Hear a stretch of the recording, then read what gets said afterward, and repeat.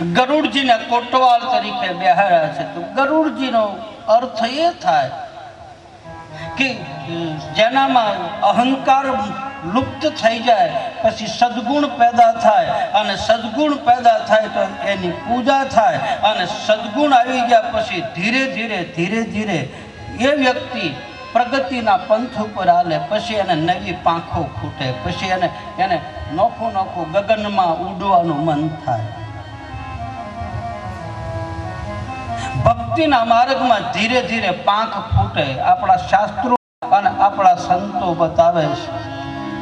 રામાયણ ગીતા મારા આ અંતરની આંખો, રામાયણ ગીતા મારા અંતરની આંખો, રામાયણ ગીતા મારા અંતરની આંખો, રામાયણ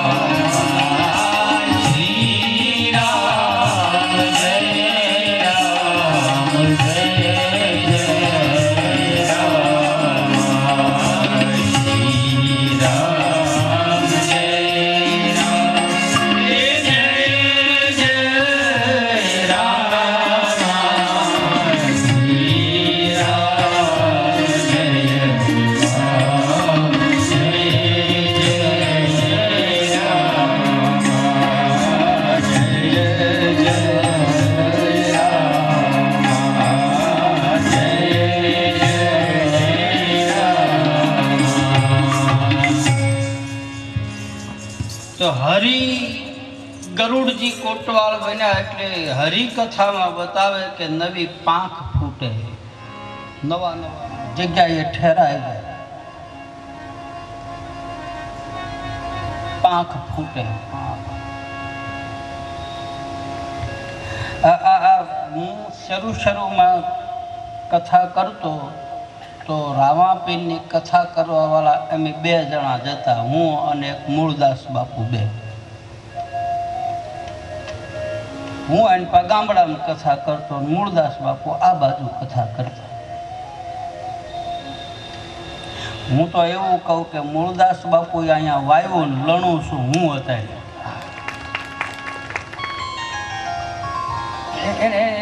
આમ કેટલી કથાઓ ગાય મૂળદાસ બાપુ. હવે ત્યાર પછી ગણો ને તો રામદેવજી મહારાજની કથા કરનારા એટલા બધા વક્તાઓ થઈ ગયા તો નથી લાગતું કે નવી નવી પાંખો ફૂટી. રામાપીરની કથા કેટલાય કરે છે. આ પાંખ ફૂટી બીજા પાયામાં એટલે જ ગરુડજી બેઠા છે, એના પાંખો આવી, કોઈ નહોતું. રામાપીર શું કહેવાય એ ખબર નહોતી. ગામડામાં તો એવા ગામડાઓની માલપા જ્યાં મેં કથા કરેલી, 3 દી સુધી મેં પહેલાં કીધું 3 દી સુધી તો ખાવાનું ન મળે, અને 4 માંડવા નાખી અને બેસીને પછી 2 દી ભૂખ્યા રહીને પછી ગામનો કોક નીકળે, બાપુ હું આ તમે લઈને રમવા આવ્યા છો? બોલ્યા તરગાળા રમવા આવે ને, પહેલાં તો અમને રમવાવાળા ગણતા. ગામમાં ભવાઈ આવીશ કે પછી કીધું રામાપીને, બોલે રામાપીનું આખ્યાન હોય કે કથા થોડી ભાળી છે. 3 દી થઈ જાય, 4 દી થઈ જાય. ગામડામાં તો ઓલા મગફળી લાવે, સિંગનો ખોખાનો વાટક્યો ભરી. એટલે અમે બીજું શું કરીએ, સિંગના ગોળ લઈ આવી, સિંગના ગોળ ખાઈ, સિંગ ગામની ગોળે ગામનો, દુકાનેથી દડબું લઈ આવી. એવી રીતે મેં કથા કરેલી. સિંગના ગોળ ખાય, પગે લાગવા આવે ને તારા ડોસ્યું સિંગની ઠેલી ભરતા આવે, માંડવીની ઠેલી લાવે. 2-3 દી થાય ને પછી ગામનો કોક નીકળે, બાપુ તમે આ 2 દી કથા હારી થાય છે અમે સાંભળીએ છીએ, તો તમારે જમવાનું? મેં કહ્યું જમવાનું ક્યાંય છે નહીં. તા કે તમે મારા ઘરે આવો કે ને વાટ જ જોઈ છે. 9 દી પછી ગામમાં અમારે જમવાનું ચાલુ થઈ જાય. 1 દી આ ભાઈને ઘરે, 1 દી આ ભાઈને ઘરે, 1 દી આ ભાઈને.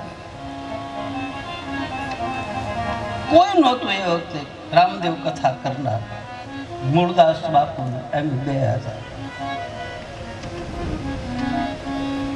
તો આજ એટલી બધી રામદેવજી મહારાજની કથાનો ફેલાવો થયો છે, એટલો બધો વિસ્તાર થયો છે. અને મારા હરજી ભાટીએ તો કહી દીધું છે કે એક જગ્યાએ નહીં, હરિચરણોમાં ભાટી હરજી બોલ્યા, 9 ખંડમાં તારા નિશાન કરે. 9 ખંડમાં કોઈ ગામ એવું નથી જ્યાં રામદેવજી મહારાજનો નેજો ન ફરકતો હોય. કાંઈક પચરંગી, કાંઈક લીલો, કાંઈક પીળો, કાંઈક નવરંગી, કાંઈક કપડાનો ઘોડીલો, કાંઈક સોનાનો ઘોડીલો, કાંઈક લોઢાના ઘોડીલો, કાંઈક તાંબાના ઘોડીલા, કાંઈક રૂપાના, કાંઈક સોનાના અને કાંઈક માટીના. નવી પાંખ ફૂટે, નવા વિચારો થાય, નવું સર્જન થાય. અથવા તો હરિકથા સાંભળી લીધા પછી અથવા તો પરમાત્માની ભક્તિ ઉપર હાલવા માટે મારે તમારે ગતિશીલતા હોવી જોઈએ. આપણો થોડોક વેગ વધે, આપણે અટકી ન પડાય. તમે એક જગ્યાએ બેઠા રહો તો કાંઈ ન થાય. પ્રગતિ કરવી પડે, વિકાસ કરવો પડે, હાલવું પડે. જો એ વખતે કંટાળીને મેં મૂકી દીધું હોત તો આજ અહીંયા ન પહોંચ્યો હોત. મેં એમનું હાથ ચાલુ રાખ્યું, વેગ વધારતો ગયો. તમને બધાને ધંધામાં એમ થાય. તમે એક વાત યાદ રાખજો, તમારને જે ધંધામાં નફરત આવે છે ને એ ધંધો જ કરો. હા, તમારું મન ના પાડે છે ને એમાં જ કરો ને એમાં જો સફળ થઈ ગયા તો બેડો પાય. આપણે કંટાળીને મૂકી દઈએ છીએ. સત્ય વસ્તુ હોય, સારી વસ્તુ હોય અને આપણે સફળ થવાના હોય એમાં કસોટી થાય એટલે આપણે મૂકી દઈએ. ભગવાનને ખબર છે કે આને 1-2 વખત કસોટીમાં નાખું ને એટલે મૂકી દે, એટલે મને પરેશાન કરતો બંધ થઈ જાય. પણ તમે જેમાં પાછા પડો છો એમાં જ વારે વારે એમાં પરીક્ષા આપો. આજ નહીં તો કાલ. અને એકવાર પાસ થઈ જાય ને પછી આખી નિહાળમાં કોઈ નિહાળ્યો ટકા ન લાવ્યો ને એટલા ટકા ઈ લાવશે. આ નિયમ છે. કંટાળો નહીં, પ્રગતિ કરો, વિકાસ કરો, આગળ વધો, ડગલા ભરો, હાલતા શીખો, પાપા પગલી ભરતા શીખો. એ સાધનને પકડી રાખો. એ સાધન છોડાતું નથી. એટલે બીજા પાયા ઉપર ગરુડજીને બેહાર્યા છે અને બીજા પાયા ઉપર અશ્વને દોરીને લાવ્યા છે. અશ્વ એટલે કામ, કામનાઓ, મમતા, વાસના, ઈર્ષ્યા, આશા, તૃષ્ણા. અલખના અંજવાળે ગયા પછી ઈર્ષ્યા, આશા, તૃષ્ણાઓ, ભ્રમણાઓ ભાંગી જાય જોઈએ. જીવન સાહેબ કહે છે કે ભીમ ભેટ્યા ને મારી ભ્રમણા ભાંગી. 18 ગુરુ કર્યા, 18મા ગુરુએ ભ્રમણા ભાંગી. એનો અર્થ એ ન થાય કે 18 ગુરુ ખોટા હતા, એ ગુરુ હાસા જ હતા, પણ આને સમજાતું નહોતું. 18મા ગુરુ ભીમ સાહેબ વખતે હાસું સમજાવું. ભીમ ભેટ્યા અને મારી ભ્રમણા ભાંગી. અને કામનાઓ તૃપ્ત થતી નથી.